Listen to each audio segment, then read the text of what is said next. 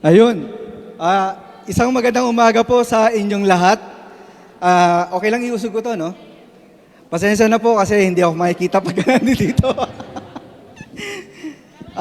Natutuwa lang ako kasi nung pagpasok ko, sabi ko, wow, carpeted yung ano natin. Di ba? Naalala ko nung last year, nung nagkaroon po tayo ng stage, ako rin po yung unang nakagamit ng stage. Ngayon, ako yung unang nakagamit ng carpeted stage. Yan. So awesome lang. It's an honor po na ako po ang napagbigyan ng pagkakataon na magbigay po ng mensahe po sa ating lahat ngayong umaga. So, kumusta po ba kayong lahat? Okay naman? Okay yung ating kapen, di ba? Tsaka mga pagkain. Okay, sa mga susunod pong linggo, no? So, sila ang involved ministry po ay nandiyan lang sa likod. Kasi po, ito po ay kanilang fundraising. So, suportahan po natin sila kasi ang proceeds po nito ay mapupunta rin po sa ating simbahan. Alright? So, maraming salamat sa involved at saka sa singles ministry. Pinakikiusap lang po ni Jethro sa lahat po ng bumili. Sino yung bumili?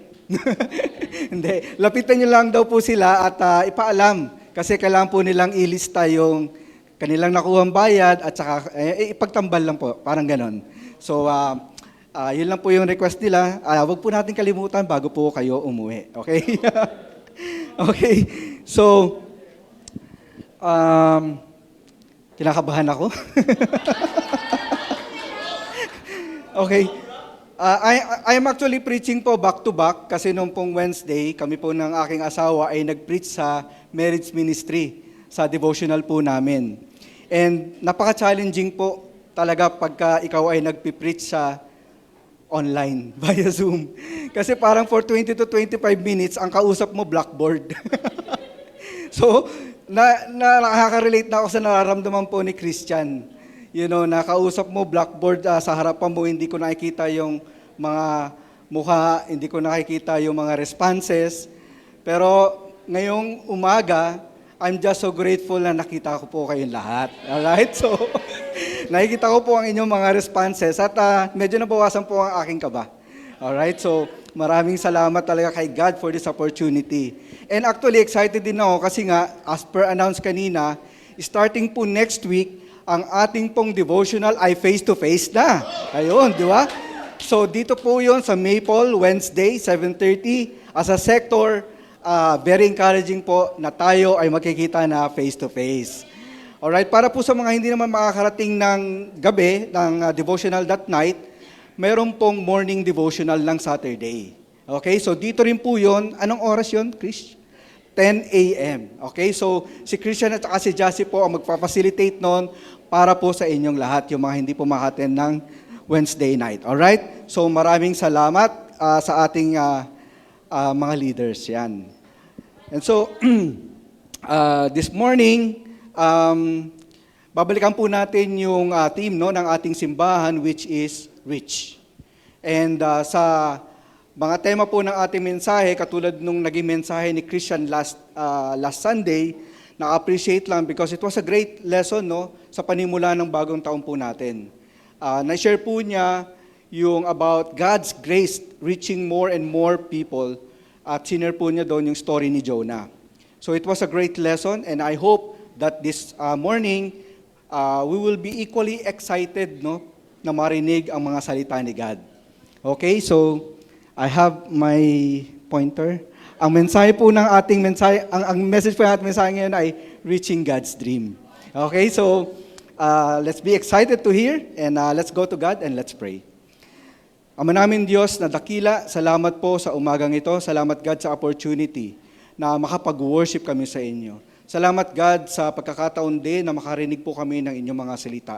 Hayaan niyo po God na sa pamamagitan po ninyo, ang inyong spirit ang manguna, hindi po ang aking kahinaan at hindi po ang aking kaalaman, ngunit sa inyo lamang po at lubusan po namin maintindihan ang mga bagay na nais niyo pong iparating sa amin ngayong umaga. Mahal po namin kayo. Ito po yung dalangin po namin sa pangalan po ni Jesus. Amen. Reaching God's dream. Okay. So, when I was thinking about itong message po natin ngayong umaga, Naisip ko lang po na I think meron tatlong klaseng panaginip na o pangarap. Okay? So yung isa, yung panaginip, yan yung mga thoughts and images natin habang tayo po ay tulog. Di ba? So nananaginip ka.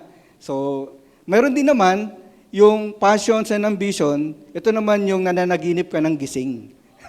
Di ba? Ito na yung pangarap. Okay, ito na yung pangarap na ba habang gising ka, nagkakaroon ka ng mga goals, nagkakaroon ka ng ambitions mo, mga bagay na gusto mo marating.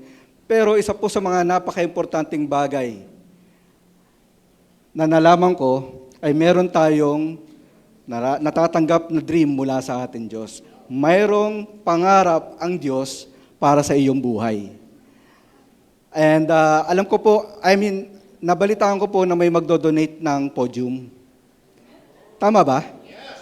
Wow, awesome, di ba? So ito nakikita nyo, donated po ito.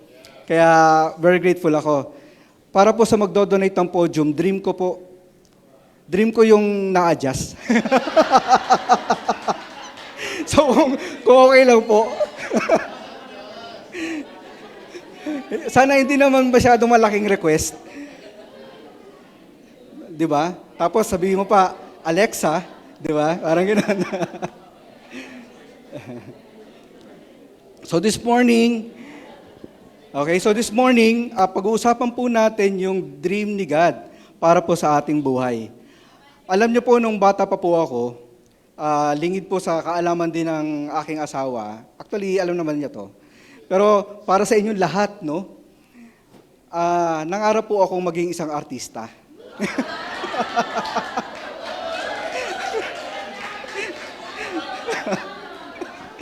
Sino sa inyo dito nangarap na maging artista? Umamin kayo. Si Christian. Ayun, di ba? So, asaya pagka ang bata, mangarap, di ba? Nangarap po akong maging artista, so ako po, kasama ko yung bunso kong kapatid, nag-apply po kami sa Batibot. Sino na nakakalala kay Pompagong? Ayan, no? Ayan, so, makakaidaran ko yan. So, nag-apply po kami, yung Batibot po is children's TV show noong mga panahon namin. So, yung iba sa inyo ngayon, hindi pa kayo pinapanganak that time. Pero, nag-apply po kami, and hindi po ako natanggap. Sayang naman, di ba? Sayang. So, yung kapatid kong bunso, siya po ang natanggap. Yun, nakapasok po siya sa Batibot. It's really funny. Pagka yung mga bata, even sa ngayon, pag tinatanong natin, ano yung pangarap mo? Di ba? Napaka-ambitious, ma-amaze ka. Napakalalaki. Di ba? Probably talagang yung wildest dream na maiisip nila, yung pumunta sila sa ibang mga planeta, hanggang ganung mga bagay, di ba? Pero every time na naririnig natin yon, gustong-gusto natin.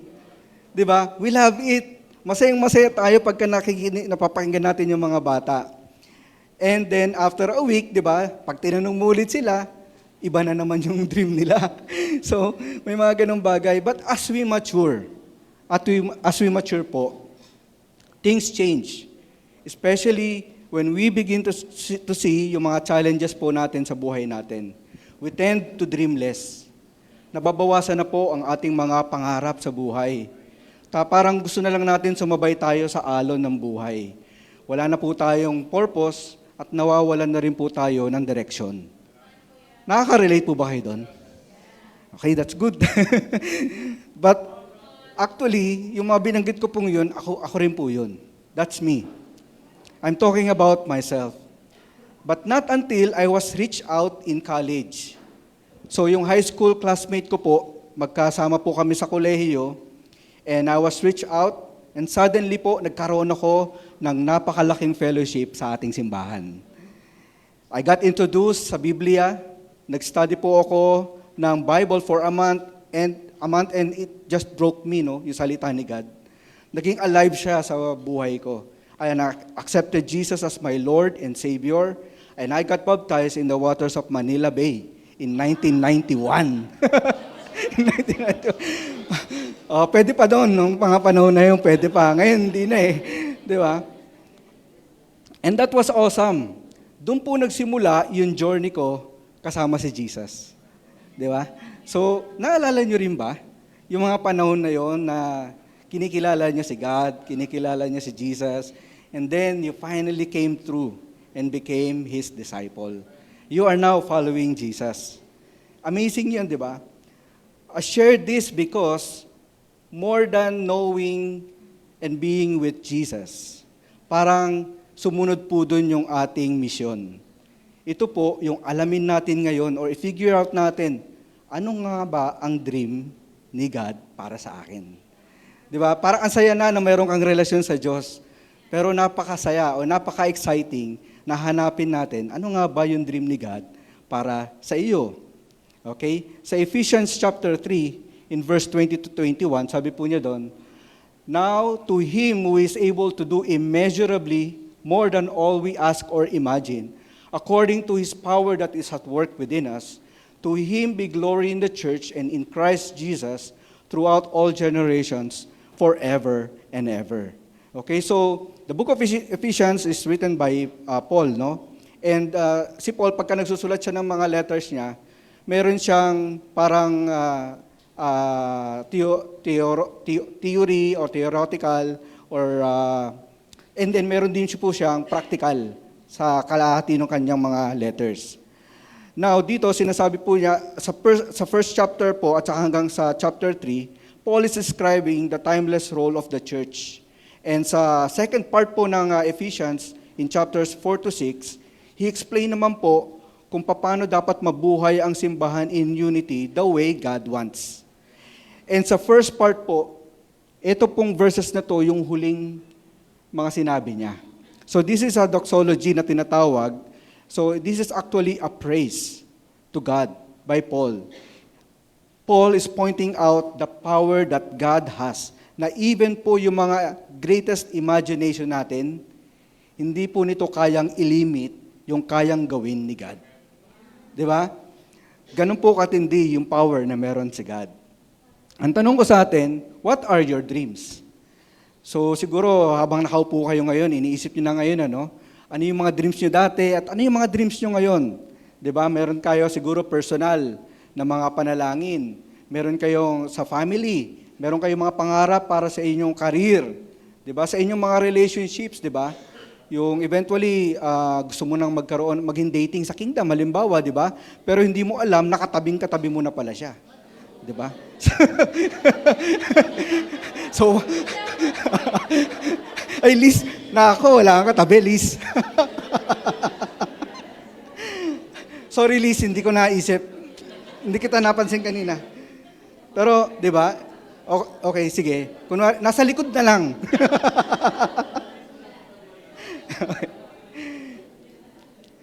Isipin natin kung ano yung mga pangarap natin, di ba? God can do more. God can do more than what you have. Kung ano yung mga pangarap mo. Di ba? Our lives, yung mga buhay po natin, patuloy po siyang magbe-make sense at magkakaroon ng rason kung magdi-dream po tayo ng dream ni God para po sa atin. Okay? So, reaching God's dream. Medyo general po siya kasi individually may mga kanya-kanya naman pong dream si God. Tama? So, paano ba natin maaabot yung dream na yun ni God para sa iyo? Para sa atin. Okay? So, point number 1 ko, sorry, nakalimutan ko pala to. Ayan, so, God can do more. You see, sinasabi nga po diba sa Bible, yung mga kwento nila, God gave Noah the dream of saving the world from the flood. God gave Abraham the dream of being the father of many nations. God gave Joseph the dream of building the temple, and God gave Nehemiah the dream of rebuilding the wall around Jerusalem. Kung ikaw yung isa sa mga karakter na ito sa Bible, di ba? Talagang mamamangha ka. Ma-amaze ka sa laki ng dream na to. Kung paano mo to ma-accomplish, paano mo ito gagawin, napakalaki talaga. I mean, hindi tayo nililimit ni God sa kaya nating magawa para sa Kanya. Amen? So, paano po natin marireach yung dream ni God? Point number 1, kailangan mong mangarap muli. Okay? Na-appreciate ko yung message ni Philip kanina. Di ba? Alam niyo yung minsan napapaisip ka na, bakit parang ang lungkot ko ngayon? Sino ba malungkot ngayon? Okay? Bakit parang ang lungkot ko ngayon? Ba't parang kulang, may kulang? Ba't parang wala akong sense of purpose? Ba't parang wala akong direksyon? Di ba? I mean, may fellowship naman ako. Meron naman akong mga bagay na binibigay kay God, ginagawa para sa simbahan, pero bakit parang kulang? Baka, nakalimutan mo na muling mangarap. Okay? Just like yung story po ni Noah, Abraham, Joseph, and Nehemiah, when we dream God's dream, it will give you hope. Ito common to talaga sa lahat ng storya kung paano nagbigay ng dream si God. Even dun si Jesus, yung time na na-meet niya yung woman at the well, di ba? God will give you hope. Ito yung mean, no, kung bakit kinakailangan natin mag-dream. It gives you a motivation na mabuhay. And it gives you a sense of purpose. Si Paul, when he dreamed for his life, God's dream for his life, he never stopped hoping. And he kept on being motivated and alive with a purpose. Sabi po sa Philippians chapter 3 sa verse 10 to 14. Sabi po niya doon, I want to know Christ, sabi ni Paul. Yes, to know the power of His resurrection and participation in His sufferings, becoming like Him in His death, and so somehow attaining to the resurrection from the dead. Not that I have already obtained all this or have already arrived at my goal, but I press on to take hold of for which Christ Jesus took hold of me. Brothers and sisters, I do not consider myself yet to have taken hold of it, but one thing I do, forgetting what is behind and straining towards what is ahead. I press on toward the goal to win the prize for which God has called me heavenward in Christ Jesus. Paul wants to know Christ. That is his goal. Diba? Yan yung hope niya. Yung maramdaman din niya yung papano, yung power ng resurrection ni Jesus. Ganong katindi yung hope niya na makamit po niya yon. And he said, sabi din po niya doon, to be able to receive it and still far from his goal. Kasi malayo-malayo pa siya, di ba? Ito po yung nagmo-motivate sa kanya kung bakit patuloy po siyang lumalago at patuloy po siyang nabubuhay bilang isang disipulo. And sabi po doon, he pressed on to win the prize for which he was called heavenward. This was his purpose. So, why do we need to dream again? Bakit po natin kailangan muling mangarap? I ask this because may mga moment nga po sa buhay natin na tumigil na po tayong mangarap. Siguro maaring ito po ay sa mga sitwasyon po natin sa buhay. Dumating yung point na ikaw ay na-burn out. Sa napakaraming mga sitwasyon, challenges sa buhay, parang hindi mo na kayang mabuhay. Parang ganun yung pakiramdam. Meron kang mga unresolved issues or hurts sa family, sa fellowship, o sa kahit anong bagay pa man po. Or maybe you got persecuted because of your commitment and your deep convictions about God. Nung ako po ay naging isang disciple, it was a fresh new start for me. I was ready to face anything. At may mga dreams po ako na gusto kong abutin nung young Christian po ako. Campus ministry in Intramuros. And dream ko po na ma-reach out yung aking mga classmate. And in about 8 months, 4 po sa mga classmate ko ang naging disciple. Ngayon, nag-dream ulit ako. Sabi ko, I want to become a Bible talk leader. Kasi nakikita ko yung sarap yung magpipreach. Kaya trinay ko yung mag-preach sa bus. Tapos nagulat yung mga nakikinig. Kasi hindi ako nanghingi ng pera. Sabi nung katabi ko, bakit hindi ka nanghingi ng pera? Hindi po, gusto ko lang po mag-share. Sabi kong ganun. Kasi na-inspire ako dun sa mga nagsasalita sa harapan. Di ba? Tapos nag-try din ako dahil nasa Manila kami, pumunta akong Luneta. Nag-preach din ako sa mga nagpipiknik doon. Di ba? Ganun lang kasimple. Parang gusto ko lang mag-dream ng ganun. And after a year of being a disciple, I was raised up as a Bible talk leader. And yung members ko, yung apat na yun, yung classmate ko. Di ba? So wala kayong takas ngayon. And nakakatuwa lang si God, di ba? Pagka nagde-dream ka, bibigay niya. So everything was doing great until I got persecuted po ng aking pamilya. I was supposed to go abroad at that time after my first year kasi pag-aaralin po ako ng kumpanya kung saan nagtatrabaho yung tatay ko. And after graduation doon i-hire din po nila ako. Unfortunately, nasa Middle East po yun. At that time, sa area po na yun, wala pong simbahan. Hindi ako makapagdala rin ng Bible.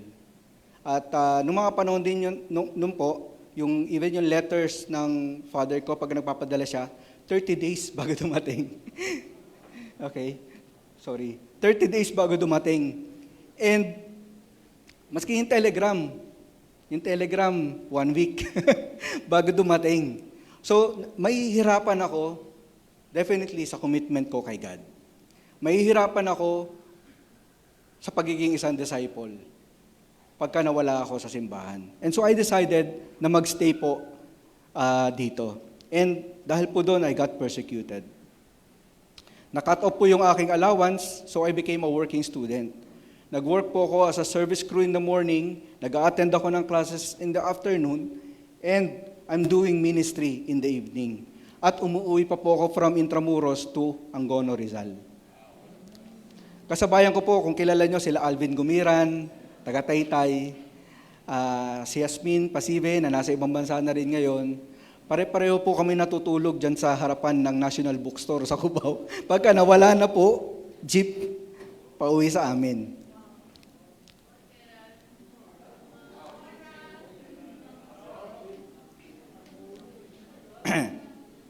So sa pagpapatuloy po, until my father cut off my tuition fee. And mas naging mahirap po. Parang I couldn't keep up anymore, no? Yung parang hindi ko na alam po at that time. There were just sorry, hindi ako ready. Thank you. So there were just so many things that I questioned God. Is this the dream, God, that you have for me? Along with that question, nagsimula na po akong mag-doubt kay God. Tama ba yung naging decision ko na sumunod kay Jesus? Yun po yung realidad sa aking buhay. And only then that I realized na tumigil na rin po pala akong mangarap. I struggled so hard na inumpog ko po hinampas ko po yung ulo ko sa pader ng aming bahay. Kasi yun po yung gabi na iyak lang ako ng iyak.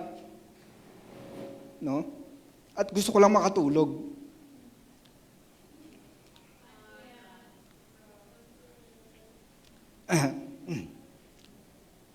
Maybe, may mga kapatid tayo sa simbahan na nag-decide na rin na bitawan na yung dream ni God sa buhay nila. Nakakalungkot. Kasi nalulungkot din po ako nung inaalala ko yung mga panahon sa akin. Maybe some of you here, or yung mga nandiyan dyan nanonood sa Facebook Live, maybe natatanong nyo sa sarili nyo, kaya ko pa rin bang mangarap? I believe, ako naniniwala talaga, buong buo sa puso ko, na kaya po natin mangarap muli. Kaya niyong maniwala muli. So let me encourage you. Sabi po sa Jeremiah 1 and verse 5, sabi po doon, "Before I formed you in the womb, I knew you. Before you were born, I set you apart. I appointed you as a prophet to the nations." God is talking to Jeremiah, but we are also His chosen people. As much as like Jeremiah, pinili po niya tayo. Pinili ka po niya. He knew you even before you were born. And natutuwa lang ako kapag may mga tao na nagde-decide na gusto nilang mangarap muli. Sabi po sa Romans 12:2b, "Then you will be able to test and approve what God's will is, His good, pleasing, and perfect will." Ako po naniniwala na ang will ni God, ang pangarap ni God sa buhay natin is custom-made. Alam niyo po yung custom-made? Nakadesign po siya para sa iyo lang. This means, ikaw lang yung tanging tao na makakapag-fulfill ng dream ni God para sa iyo. Hindi yung pamilya mo, hindi yung disciple mo, hindi yung kasama mo sa Bible talk. Ikaw mismo kasi dinesign yung will ni God sa iyo, uniquely para sa iyo. And in Jeremiah 29 verse 11, "For I know the plans I have for you, declares the Lord, plans to prosper you and not to harm you, plans to give you hope and a future." Again, God is talking to Jeremiah. Ito yung promise niya sa kanya. But God never changed, di ba? Just like Jeremiah, God's dream for you is for your own good, and what's ahead may be challenging, but take heart, it is always good for you. God has chosen you. He designed a custom-made will for you, and He do it for your hope and your future. God is with you from the beginning, mga kapatid. You just have to dream again. Kailangan mo lang muling mangarap. Especially, simula pa lang po nitong taon na ito. Mayroon nga po akong kasabihan na nagdi-dream ka para mabuhay, hindi para mag-exist. Kasi pagka nabubuhay ka, then you have the sense of purpose. Then you have the sense of direction. Mga kapatid, let's dream again. Amen? Point number 2, trust God. Trust God. Pagka nakakapanood po kayo ng mga success story sa TV, di ba? Or nababasa nyo sa live, sa newsfeed ng inyong mga Facebook, di ba? Common yung sinasabi nila na, pangarap ko lang ito nung una. Nagtiwala lang ako sa Diyos. Common po yun, di ba? Lahat po nagsisimula po talaga sa pangarap. Kaya mahalaga na mag-dream again po tayo. Pero, kailangan po ang pagtitiwala sa Diyos. Napaka-importante po niya. Now that you are going to dream again, hindi po nagtatapos doon. You have to trust God. Why? Because just like every success story in the Bible or doon sa mga nakikita natin, parte ng proseso po ng ating pag-reach sa dream ni God ay ang magtiwala po sa Kanya. Parte po yan. In Proverbs 3, 5-6, sabi po doon, "Trust in the Lord with all your heart and lean not on your own understanding. In all your ways submit to Him, and He will make your paths straight." Okay, so what does it mean to trust God? Why is it so important? You see, sabi po dito sa Scripture, trusting God will require both your heart and your mind. Trust in the Lord with all your heart. And lead not on your own understanding, that is your mind. Diba? Parang si Kel nung nagmahal kay Arnie. Diba? Diba? Hindi niya sorry Kel pero natutuwa lang ako sa relationship ninyo. Diba? Si Kel, kinonsider niya si Arnie hindi dahil lang sa maganda siya. Pero dahil mahal niya si Arnie. Diba? Sa aking asawa, pinili kong pakasalan ng aking asawa, hindi dahil, mahal niya ako, pero dahil mahal ko rin siya. Di ba? One-sided no? Hindi, ibig sabihin, talagang important recipe siya. Di ba? Katulad nga ng pagmamahal na yun, kailangan, di ba, minsan pag gagalitan mo isang tao, gamitin mo naman ang isip mo pag nagmahal ka. Di ba? Hindi lang yung puso. Di ba? Okay? So, parehong-pareho din po siya sa pagtatrust natin kay God. Kailangan po itong dalawang bagay na to. Napaka-importante po niya. At sinabi po doon that we need to submit to Him and He will make your path straight. I mean, trusting God is full surrender. Full, as in full. I mean, twice nga po binanggit din yung all All heart and all your ways, di ba? I mean, all, 100%. Hindi pwedeng 99%, di ba? 100%. Kailangan po nating isurrender lahat kay God. That's what it means to trust God. And so, what can happen naman if you trust God? Ang sabi po doon, He will make your paths straight. Okay? So, ano po ba ibig sabihin doon dito sa scripture na He will make your path straight? Di ba, Jesus was telling about a wide and a narrow road, di ba? It's more like that, no? Na sa paglalakad po natin, sa journey po natin as we continue to reach yung goal natin, which is heaven, and reach natin yung dream na meron si God para sa atin, pwede po kasi tayong malihis ng daan. Di ba? Sila Noah, yung mga great prophet na yan, hindi naman kaagad nila na-build in one day. Like si Noah, hindi naman niya na-build agad yung malaking barko na yun, di ba? In kinabukasan. Hindi. Along the way, napakahabang challenges. And I mean, minsan malilis yung puso niya, di ba? Minsan malilis yung mga pag-iisip niya, but still, nire-redirect siya ni God. That's what it means. That when God will make your paths straight, God will always redirect you kung nawawala ka man dun sa focus mo, kung nawawala ka man sa sense mo, kung nawawalan ka man ng direksyon sa buhay mo. You just have to trust God. Dreaming God's dream will require full trust in God. In fact, God will always put us in situations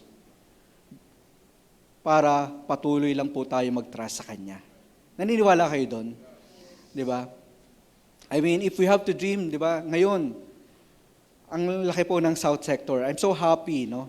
Na every Sunday, napupuno po natin itong place na to. Hindi ba napakasarap mag-dream na dumoble pa tayo?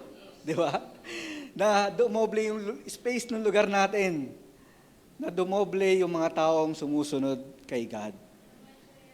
Pero along that way, patuloy tayong kinakailangan mag-trust kay God.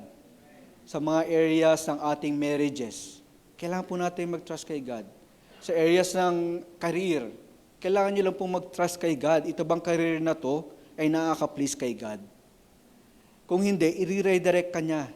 Huwag tayo magtataka kung minsan ang feeling natin, ba't parang ayaw ni God nito sa ibigay sa akin? Pero yung pala, nire-redirect ka na niya. Naintindihan po natin, para ma-achieve mo yung dream niya para sa'yo. Also in your finances, di ba? Sa mga finances natin. God will redirect us. Alam natin na napakahirap ng mga sitwasyon natin na ginagalawan ngayon, at it will require a lot of us, di ba? But it will also require a lot of faith. Trusting God, kasama po siya doon sa bagay na patungkol sa ating pananampalataya. Ako po ay isang janitor lamang noong mga nagdaang mga panahon, at ngayon po ay businessman na. Parang ang layo ng tinalon na.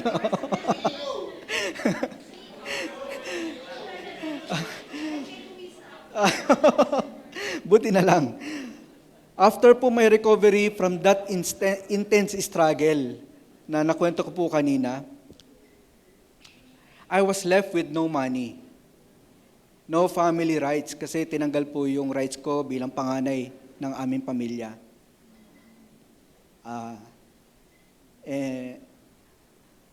And so in order for me to survive, I need to find a work.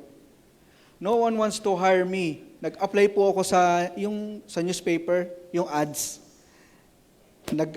Naggupit-gupit po talaga ako na pinuntahan ko yung iba, nilakad ko lang po kasi wala naman po talaga akong pera, pamasahe. At pumunta rin po ako sa mga agency at that time. Pero lahat po yun, hindi po ako natanggap. Aminado naman ako mukha lang akong artistahin. Kaya lang talaga, napakaliit ko lang po talaga. At parang sobrang payat ko noon, malnourished, ganun. So, sino maniniwala, anong kaya nito? Parang ganun. Until may isang brother po na nag-alok sa akin na sabi niya, uy, engineering student ka, di ba? Sabi niya, applyan mo tong construction na to. Sabi niya, applyan mo to, baka matanggap ka. So, di ba? Ba't ko tatanggihan? Di pinuntahan ko. So, dyan yun sa may ilalim ng Nagtahan Bridge, nandun yung opisina. So, natuwa naman ako kasi ang alok po sa akin, janitor. Hindi po ako nalungkot kasi for the first time po, ng pag-apply ko, meron tumanggap sa akin. Di ba? Tatanggi pa ba ako, di ba? Parang, ang choosy ko naman. Di ba? So, doon ako natutulog kasi ang layo ng biyabiyahin ko at inalo naman po akong matulog doon. Kasama ko yung mga workers, mga construction workers. And I'm happy. Alam niyo yung pakiramdam na, tuwan-tuwa ka lang, di ba? Kasi pinaglaban ko si God. Di ba? Alam mo yung pakiramdam na, kahit na ganito lang ang sitwasyon ko, alam ko na God has a dream for me. Kasi hindi ko makakalimutan yung ginawa ng mga brothers nung mga panahon na yun. I woke up the following morning,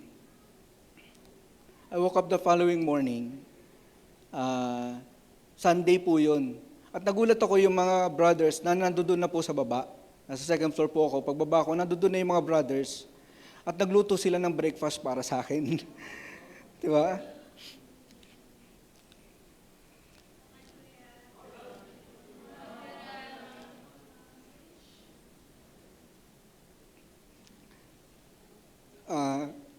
Tapos kumanta lang sila. And it gave me comfort ng mga panahon na yun. Kaya simula nun, hindi ako natakot mangarap muli. Kasi alam ko kung ano man yung mga dadaanan ko sa buhay. Kailangan ko lang magtiwala sa Diyos. God has a plan for me. Fast forward po, ngayon na negosyante na po ako ngayon, I'm grateful to God. Meron po akong magandang asawa.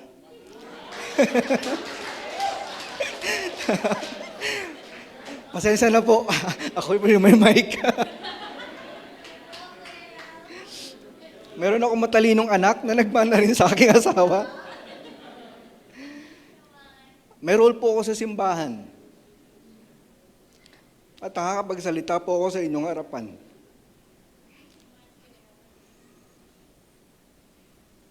Mga bagay po na hindi ko po na-imagine noong mga panahon na yun na nasa ilalim ako ng tulay.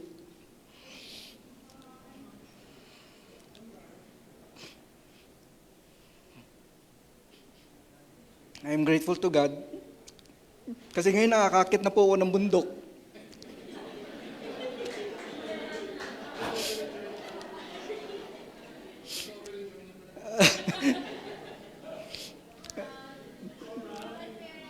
Alam niyo po yung nakikita mo yung majesty ni God.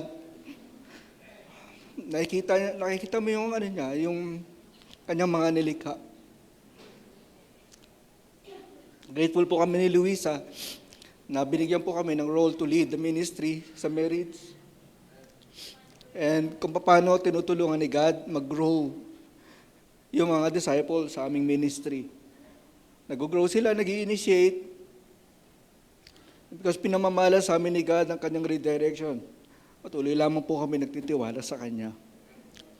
Paano po namin naggawang mag-trust over those years? May apat po. Una, prayer and devotion lang po. Katulad ng mensahe ko po sa marriage ministry nung last Wednesday, patuloy lang po natin yung ating pagpipray at pagbabasa ng Bible. We learn from God. Kasi doon po niya sinasabi, pinahihiwatig sa atin yung redirection. When you open His Word, doon sasabihin niya sa'yo kung tama o mali yung tinatahak mo. Doon sasabihin niya sa'yo kung ano yung dapat mong gawin. At nagsisik po kami ng wise counsels. Ang pagtitiwala kasi sa Diyos is pagtitiwala rin sa kakayanan o kaalaman ng ibang tao.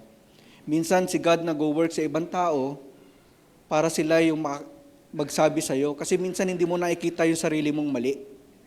Tama? At ibang tao yung magtuturo sa'yo nun.